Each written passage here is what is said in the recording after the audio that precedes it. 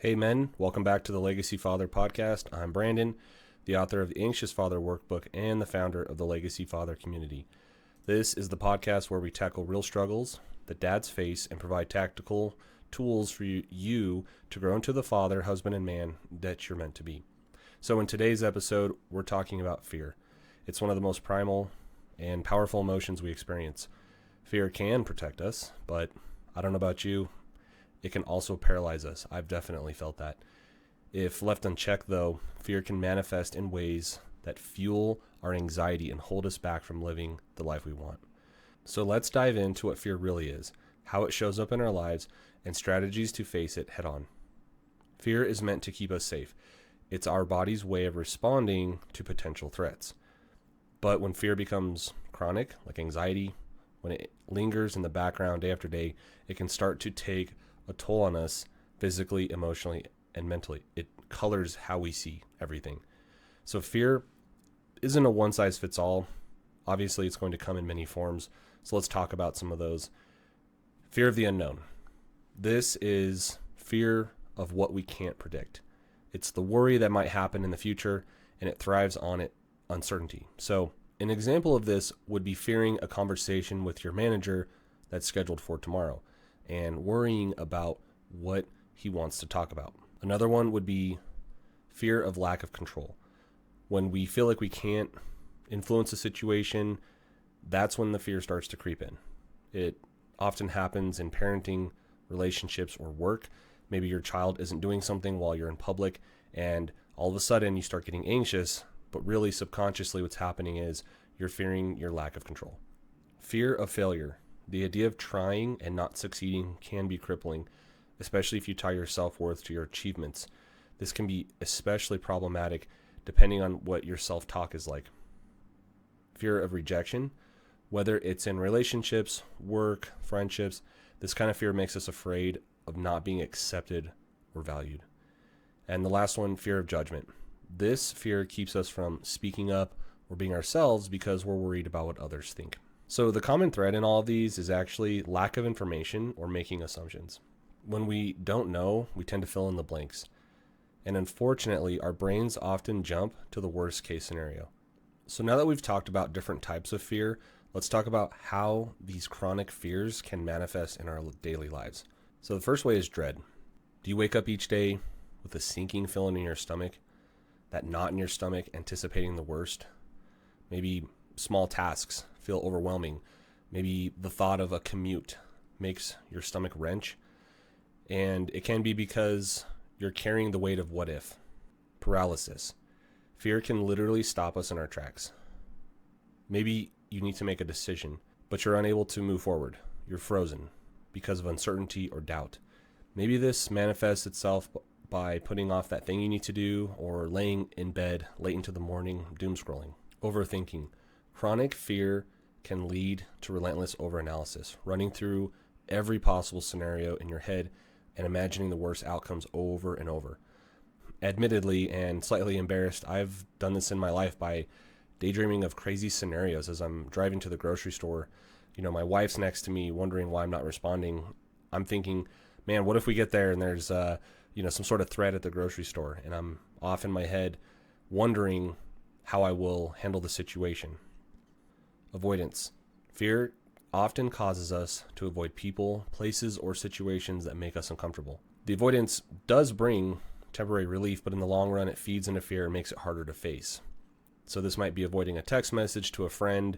Maybe you missed a coffee date and you don't want to reschedule, something like that. Physical symptoms. Chronic fear can show up in our body as tension, headaches, stomach issues, or even fatigue. Maybe you have that long-lasting neck ache, something like that. It can take a toll on our health over time as well, like high blood pressure. I don't know about you, but I'm in my 30s and stuff starts to hit a little different. However, you can check out episode 2 of the anxiety series. That was the last episode for some tools how to manage physical anxiety symptoms. So the good news is fear doesn't have to control you. And with some strategies, you can face the fears and grow stronger because of them. So for example, the avoidance, right? The text message, the decision, maybe the commute, the dread, right? Things like that. If we use these tools, we can conquer those and get right through them and on with our day. Here are 5 steps to help you manage your fear effectively. 1. Do a SASHET Check-in in order to help you understand what is behind your fear and anxiety. Check out episode 1 in the anxiety series for how to do a SASHET Check-in, which will help you uncover what is fueling your anxiety. Once you've uncovered it, name the fear. Write it down. Say it out loud. Exactly what you're afraid of. Sometimes just naming the fear reduces its power. For example, I'm afraid of speaking up at my next meeting because I think my ideas aren't good enough. 2. Challenge the fear. Ask yourself, what's the worst case scenario and how likely is it? Often we realize that the worst case scenario isn't as bad or as likely as we thought. Step 4. Prepare and act. Take small, deliberate steps towards your fear. So now you've named it, you've challenged it, now let's take some action items if possible. Going back to the original example, if you're afraid of giving a presentation or having a hard conversation, start by practicing in front of a mirror or talk with a trusted friend. Action builds confidence and can chip away at the fear. Step 5, visualize your success. Maybe after you've done this exercise and you're in a quiet place, sit down, close your eyes, and picture yourself overcoming that fear. Imagine how you'll feel once you've conquered it. Imagine how you'd feel after the thing is done. And ask yourself, what kind of man do I need to be to overcome this fear? Maybe it's a strong man, a confident man. Then you can take one small step to embody that version of yourself. So let's walk through an example of this exercise together. Perhaps you've done a SASHET Check-in, which I've covered in episode 1, and you've discovered that you're feeling some fear.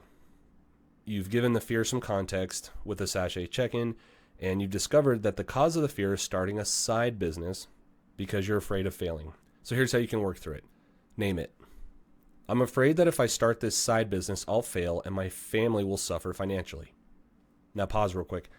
That's a legitimate fear. Making your family suffer financially is a good thing to be afraid of. Like, that's healthy fear in a way, right? We want to make sure we're not overly risking our family and our finances for this side business. This is good.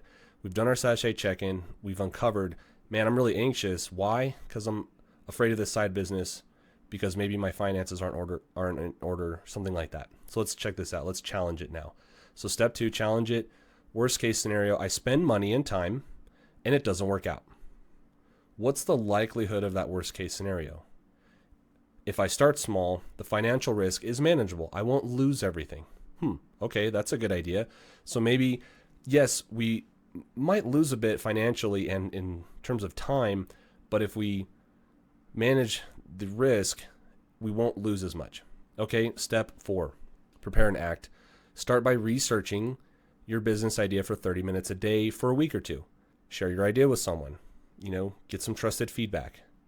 Ask for feedback from an ideal customer, perhaps. And the last step, visualize your success. Picture yourself running a successful business, providing for your family, feeling fulfilled. And ask yourself, what would that version of me do right now? So again, I just want to reiterate these. We've named that we're afraid of starting a side business. We're challenging the worst case scenario. We're preparing and acting on our fear, and we're visualizing success. By breaking the fear into manageable steps, you reduce its hold on you and you can move closer towards your goals. So here, men, is your challenge for this week. Do a SASHET Check-in at least once this week and identify one fear you've been avoiding. Write it down on a sticky note and run through these steps. Name the fear, challenge it, and create one small action you can take towards addressing it. So for example, if you're afraid of having a difficult conversation, maybe with your spouse or maybe one of your older children, your first step might be writing down what you might say. Let's say you're afraid of judgment at work. Take a small risk by sharing your ideas in the next meeting. Or if you're having financial trouble, you can start by listing out all your debts and making a budget. I want to remind you, you are not alone. Fear is something we all face. I face it all the time, every day. I'm sometimes afraid to post these podcasts, but it doesn't have to define you. It doesn't have to define me. Fear is just an emotion. It's a signal, not a fact. and you don't have to face it alone. If you're looking for support, I encourage you to check out the Legacy Father online community. And it's a place where dads like you can connect, grow, and support each other through life's challenges. And if you want more tools like the ones we've talked today, check out the Anxious Father Workbook. Both of these links are in the description. Thank you for tuning in to the Legacy Father podcast. If this episode helped you, please like, subscribe, and share it with another dad who might need it. You've got this, Dad. I'll see you in the next one.